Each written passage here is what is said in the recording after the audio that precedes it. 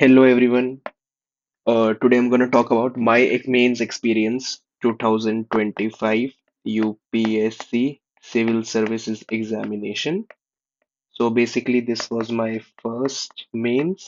इससे पहले मैंने मेंस कभी भी नहीं दिया था and I was really happy जब मेरा prelims निकल गया. Although मैंने जीएस जीएस का जो स्कोर था मेरा 100 प्लस था, तो आई न्यू कि जीएस तो क्लियर हो जाएगा, keeping in keeping in mind the previous cutoffs of GS. In CSAT, I was also sure कि मैं 80 हो रहा हूँ, बट मैं 75 से 80 के बीच में मेरे मार्क्स बन रहे थे. तो I was really unsure about this thing, क्योंकि अगर 75 मेरे मार्क्स आ रहे होते हैं सीसैट में, तो तीन चार क्वेश्चंस का खेल होता है. So I was worried but I was confident कि हाँ हो भी सकता है, एंड अल्टीमेटली निकल गया. So I was very happy that I was giving mains, but I was not foolproof ready. Not ready. So basically मेरे साथ ये था कि मैंने GS4 बिल्कुल भी नहीं कर रखा था. सोशोलॉजी मेरा ऑप्शनल है. मैंने इसका paper one. Yes, I had some idea.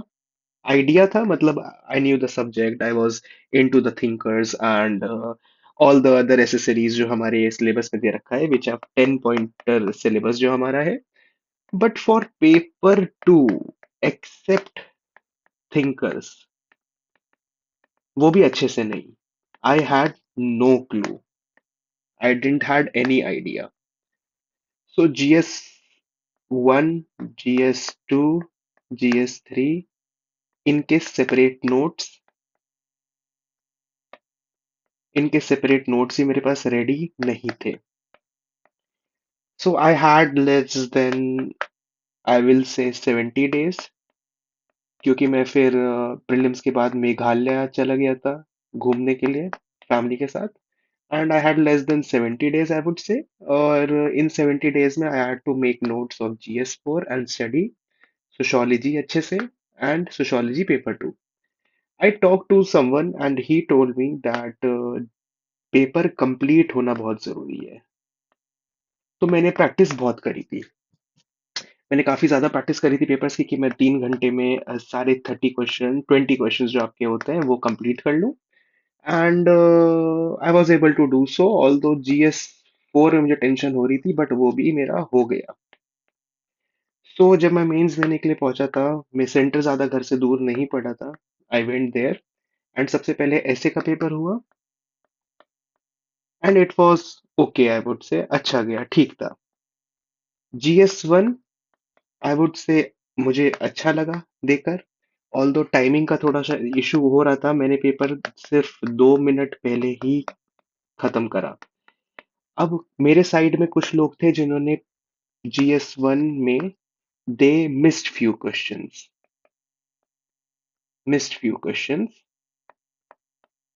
And मेरे जो राइट साइड में एक लड़का बैठा हुआ था, he was just in his mood. तो आई वॉज रियली कंफ्यूज, क्योंकि when a person is giving mains, obviously he has studied a lot और उसने बहुत कुछ करा है, तब जाके उसने प्रीलिम्स निकाला है. तो आई वॉज रियली कंफ्यूज जब वो बैठा हुआ था, सो रहा था, पेपर के बीच में जरा सा लिखता फिर सो जाता. तो I was very confuse about this thing. I am gonna tell you this later कि क्या हुआ फिर. GS2 ओके, मुझे थोड़ा सा अजीब लगा. अब maybe I don't know कि how much marks I am gonna get, but I would say कि it went Okesh. GS3, all दो लोगों के मार्क्स कम आते हैं, मुझे नहीं पता मेरे कम आएंगे ज्यादा आएंगे. GS3 went really well. अब मैंने जो ये स्पेसिफिक नोट्स बनाए थे, इनमें से GS3 का काफी सिमिलर आया. सो आई वुड से कि जो डेटा वगैरह था वो मैंने अच्छे से इनपुट करा था. GS4 जो हमारा है, ये भी मेरा अच्छा गया. आई वॉज रियली वरीड कि whether I will be able to complete all the case studies plus जितने हमारे क्वेश्चंस होते हैं. और मैंने एक तरीका भी बनाया था कि मैं 2 केस स्टडी करूंगा, फिर 3 क्वेश्चन करूंगा, फिर 2 केस स्टडी, फिर 3 क्वेश्चन, फिर 2 case study, and then I be doing rest of the questions. तो इससे मेरे अंदर लोड ना आए, क्योंकि केस स्टडी करते करते भी इंसान थक जाता है, और फिर थर्ड केस स्टडी के बाद स्टैग्नेशन आने लग जाता है. तो I thought this will at least keep me entertained after doing different questions. GS4 भी मेरा ठीक गया. इसके बाद we got a week of holiday जिसमें हमें प्रिपरेशन का टाइम मिलता है, जिसमें हमारा नेक्स्ट सैटरडे को हिंदी एंड इंग्लिश होता है. हिंदी में बहुत कंफ्यूजन था, मुझे लेटर्स नहीं याद थे, स्टिल मैंने मेहनत करी and I think I did okay. Passing marks चाहिए होता है. English went good. I would से हिंदी ऑल्सो वेंट गुड, ठीक ही गया था. Sunday comes the main thing जहाँ पे हमारा सोशोलॉजी मेरा और आपका ऑप्शनल जो भी है आप चूज करते हो. Sociology paper one I would say went really well. जो मैंने पढ़ा था वो आया था and obviously there are things you have to add perspectives and thinkers which I did and I was happy कि मेरा ठीक गया. सोशियोलॉजी पेपर टू का जो था प्रॉब्लम वो मेरे साथ ये हुआ कि मैंने सिर्फ वन मॉक दिया था. मैंने सिर्फ एक मॉक दिया था. पेपर टू में मैं इतना अच्छा नहीं था. ऑल्दो मुझे नहीं पता क्योंकि मैंने जब विजन का मॉक दिया था तो मुझे लगा था paper two went bad, paper one went good. इसमें मार्क्स मेरे पर ज्यादा आए, मोर मार्क्स. तो यू रियली कांट से. ऐसे सिचुएशंस में आपको लगता कुछ है होता कुछ है. You have heard many people saying कि GS4 अच्छा गया, GS4 में कम मार्क्स आ गए, GS2 बेकार गया उसमें ज्यादा आ गए. तो that is a completely normal thing, but I would say कि पेपर टू देते हुए सोशियोलॉजी का आई वेंट अ लिटिल अजीब सा. आई थॉट कि नहीं होने वाला, फिर मैंने कैसे ना कैसे करके पेपर कंप्लीट करा. So I did all of this. कुछ लोगों के पेपर छूट भी जाते हैं. And the person I told you about जो राइट में बैठा हुआ था, he was preparing for the forest exam. That is why वो बस सिविल का जो उसको समझ आ रहा था वो दे रहा था. एंड उसका फॉरेस्ट का एग्जाम अगले महीने होने वाला था, तो ही वॉज प्रिपेयरिंग फॉर दैट. तो वो उसको सीरियसली देगा इस वजह से उसने सो रहा था बीच में and what he was doing. So basically now I want to tell you why I failed. Interview का इंटरव्यू के रोल नंबर आ चुके हैं and I am not there. Although मुझे लगा था मैं होऊंगा, मुझे लगा था मेरा पेपर अच्छे गए हैं. तो basically I don't know what went wrong. ऐसा भी हो सकता है कि अगर हर पेपर में मैंने 95 से 100 के बीच में स्कोर किया हो, GS1 to 4, तो इट विल बी 400, 380 से 400 के बीच में. It will be like this. And ऐसे में अगर मैंने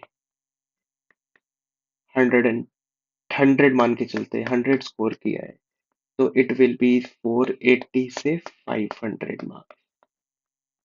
now let's say how much marks I scored in socio.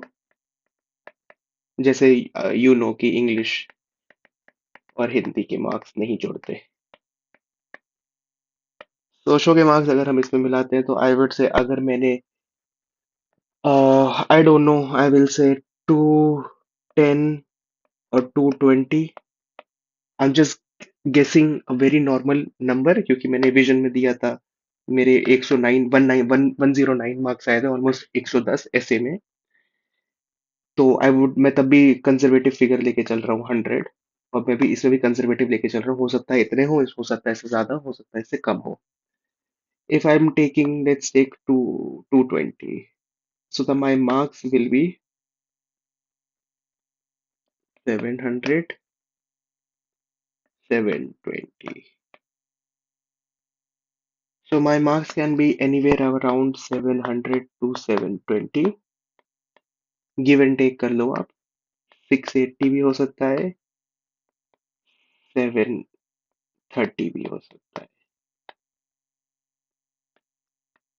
670 भी हो सकता है, 734 भी हो सकता है.